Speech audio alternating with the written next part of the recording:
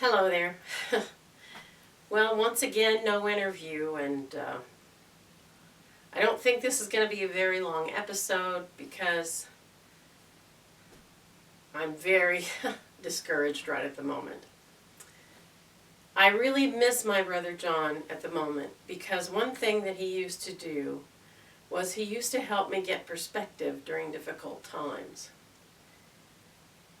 Right now, I look around and it seems as if a big number of people in the United States have decided that a representative democracy with one vote per person is not worth their support.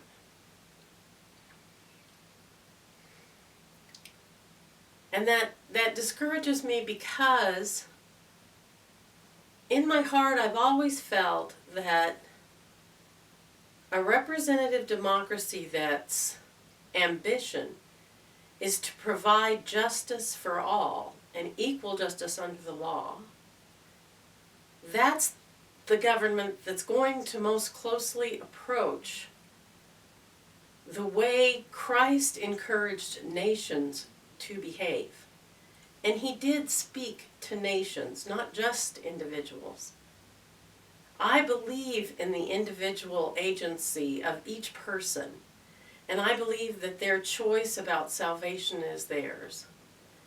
And I've been on Team Jesus for a really long time here. But I look around and I see people who claim that they follow Jesus and claim that they believe in justice for all, and claim that they hold no malice in their heart toward any group of people. And yet, it seems like they accept that democracy will end and the powerful will consume the weak. And because they feel aligned with the powerful, it's going to be fine.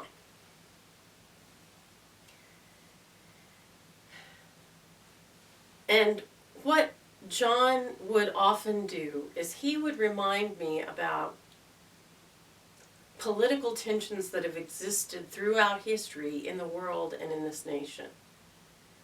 And he would remind me about how different generations had to work and struggle and really fight to try to get closer to the goal of justice for all and of one law for all. And when he would tell me about these historical events and these historical characters, it would encourage me, and I would kind of buck up. And I really miss that right now. But I do want to say one thing. When my students would cheat, I hated that they cheated, but I didn't hate them. And when my students would tell me lies, and a lot of them told me lies, even their parents told me lies, I've shared some of that with you, I hated the lies, but I didn't hate the people that told them. Because I've always felt, or for most of my life, I've felt that people, regardless of whether they agree with me, are sacred. That each and every person has a divine spark within them. And that divine spark should be respected and valued. And that divine spark should be seen as something that can be loved. I hate that friends of mine have decided for some reason it's okay to disenfranchise black voters. I hate that. I hate that friends of mine who espouse Christianity also seem totally content to support someone whose actions express hatred toward women, toward all sorts of poor people, toward all sorts of people who are suffering, toward people who simply disagree. I don't think those actions of hatred are blessed. I think they're cursed. And I hate those actions. But I will not hate those people. You cannot make me hate you. You can make me fear you. I am capable of fearing you. But I will not hate you. Because I do not give you that power over my faith in God. I will not hate you. I believe all people are capable of turning away from things that they are doing that are destructive. And I want that for every person who's doing something cruel and destructive right now.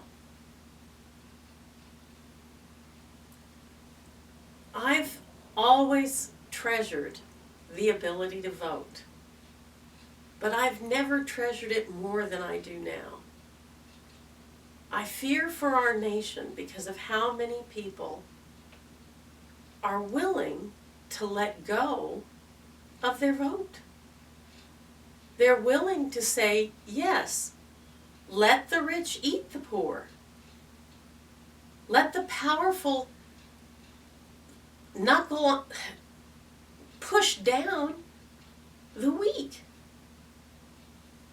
Let them take and take and take until the many are entirely impoverished so that the few are fabulously wealthy. I think that's disgusting, vile, and dangerous, and I don't think it makes our nation stronger. I think it makes our whole world weaker, and I hate it. But I will not hate any person. I can hate the lies. I can hate the actions. I can even hate the impulses. I can hate the cruel policies. I can hate the blind racism that seems to be everywhere.